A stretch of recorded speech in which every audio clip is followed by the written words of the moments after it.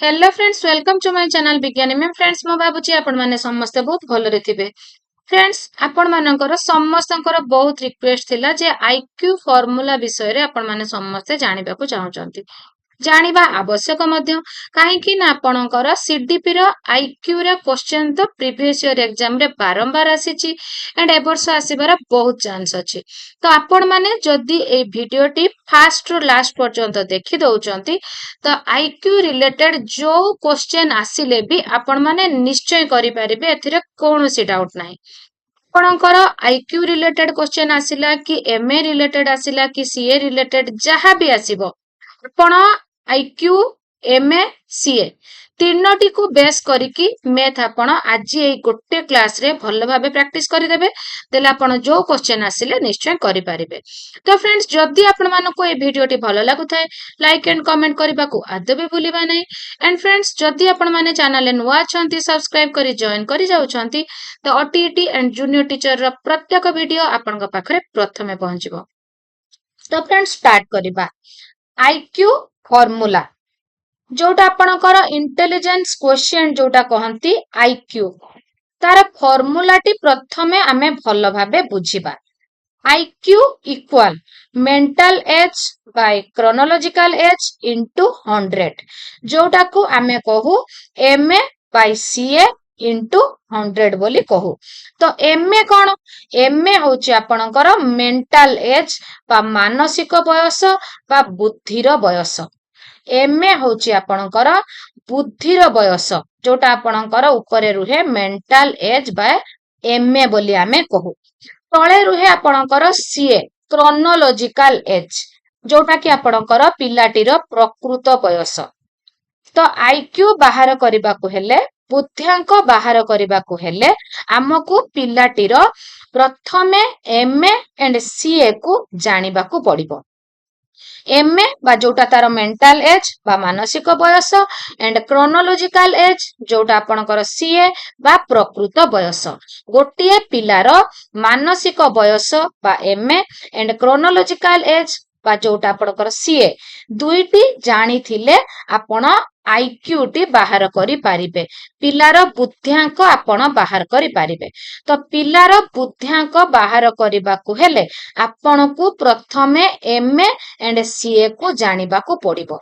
तो आपण को एग्जाम रे क्वेश्चन देथिबो गोटिए शिशुर एमए एतिकी वर्ष, सीए एतिकी वर्ष, आईक्यू बाहर कर। तो आपण इजीली एबे करि पारिबे एमए बाय सीए इनटू 100 पकेकी आपण करिवे। तो केमिति करिवे मध्य आमे एई वीडियो रे देखिबा फ्रेंड्स। एबे आपण फार्मूला टी बुझिले, जदि आपण इजीली बुझी पारिथिबे लाइक एंड कमेंट करबा को आदौ भी भूलिबे नाही। मनरे डाउट थिले मध्य मते कमेंट करिवे, मु चेष्टा करिवे आपनकर डाउट को क्लियर करबा पई। तो IQ equal MA by CA into 100। एबे देखिबा आईक्यू रो फार्मूला तो आमे बुझिले, एबे एमए रो फार्मूला टी आमे बुझिबा। तो IQ equal MA by CA आपणकर एबे जोठी एमए मागिथिबो आपनको आईक्यू देइथिबो एंड आपनको सीए देइथिबो। आपनको बाहर करबा को पड़िबो एमए बा मेंटल एज टी बाहर करबा को पड़िबो। तो एमए रो फार्मूला कोन?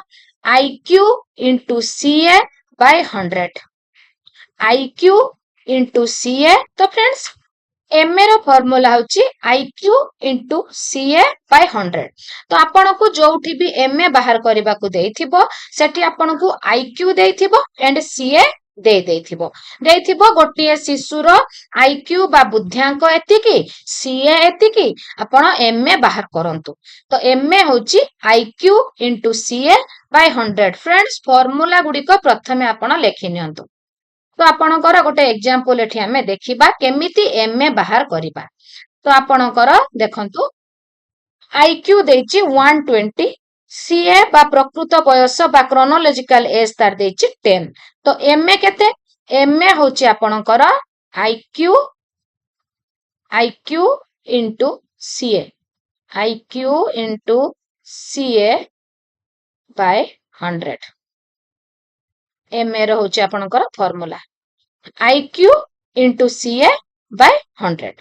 तो आईक्यू केते देछि? 120 IQ ଦେଇଛି ଆପଣଙ୍କର 120 इंटू सीए होची जोटा क्रोनोलॉजिकल एज बा पिलार प्रकृत बयस होची आपणकर 10 तो आमको एठी बाहर करिवार अछि मेंटल एज बा पिलार मानसिक बयस केते एबे हमें बाहर करिवा फ्रेंड्स तो एठी आपणकर 100 अछि तो एठी मो गोटे जीरो एठी गोटे जीरो काटी देली एठी गोटे जीरो काटी देली तो आपणकर केते बाहरला 12 into 1 केते 12 बाहरला कि नहीं आंसर बाहरला केते 12 तो एमए केते बाहरला एमए बाहरला 12 तो गोटे पिलार आईक्यू 120 देथिला सीए 10 देथिला आमे एमए बाहर कलु 12 तो एबे आपण माने निश्चय बुझी पारथिबे एमए बाहर करिवार फार्मूला बा आपणकर मानसिक बयस केमिति बाहरुची आपण बुझी पारले नेक्स्ट देखिबा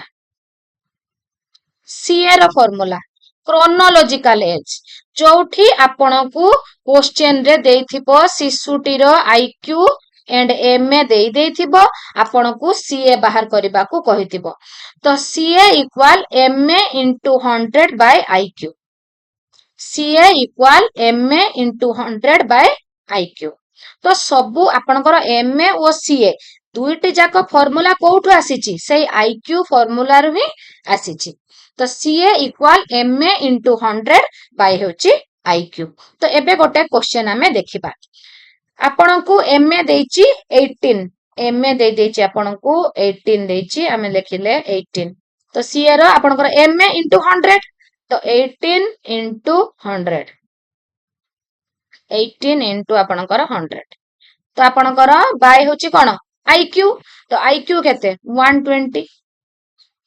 120 इक्वल आपनकर कोन एट लेखा जीवो सीए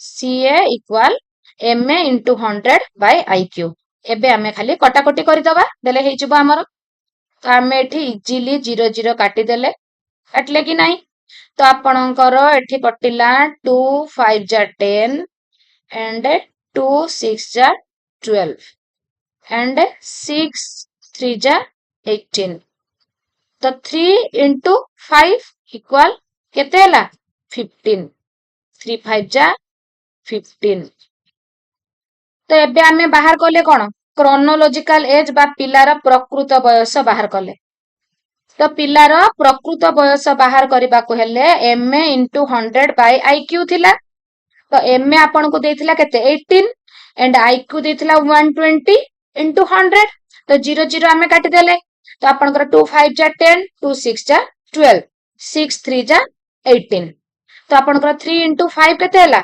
15 तो गोटे पिलार एमए एंड आईक्यू देइथिबो आपन को सीए बाहर करबा को कहिथिबो आपन एबे सीए बाहर करिवे कि नहीं फ्रेंड्स इजीली बाहर करि परिबे निश्चय तो एबे हमें आउ दुईटी क्वेश्चन देखिबा जोथिरे हमें आईक्यू बाहर करबा एमए एंड सीए बाहर करबा तो आपन सिखिले एबे हमें आईक्यू बाहर करबा जोटा कि बहुत इजी जदि जणे शिशुर मेंटल एज बा एमए होची 12 एंड क्रोनोलॉजिकल एज बा सीए होची 10 तो आईक्यू रो फार्मूला कोन हमें जानिथिले IQ equal MA by CA into 100 MA by CA into 100 MA by CA into 100 तो एमए हमर केते एमए देइची हमर एमए देइची 12 एंड सीए देइची हमर 10 into 100 तो एबे हमें कोन करिबा 0 0 हमें काटी देले तो हमर ऊपरे कोन रहिला न्यूमरेटर रहिला हमर 12 into 10 12 into 10 जे केते 120 तो आईक्यू इक्वल केते हला 120 तो 120 हला गोटे पिलार आईक्यू जोटा तार बुद्ध्यांक बाहरिला तो एमए बाय सीए into 100 एबे हमें आउ गोटे क्वेश्चन को जिबा मेंटल एज बा एमए देइचे तार 15 वर्ष एंड क्रोनोलॉजिकल एज देइची 12 वर्ष तो आईक्यू टी हमें बाहर करबा तो मेंटाल एज होची तार 15 वर्ष एंड तार क्रोनोलॉजिकल एज होची 12 वर्ष इंटू 100। तो एबे आमे बाहर करिबा 3 5 जा 10 3 5 3 टेबुल रो 3 4 जा 12 3 रो आमे काटिले। तो एबे आमे 4 को एठे आमे 100 रे काटिबा 100 रे काटिले केते हबो 25 4 जा केते 100।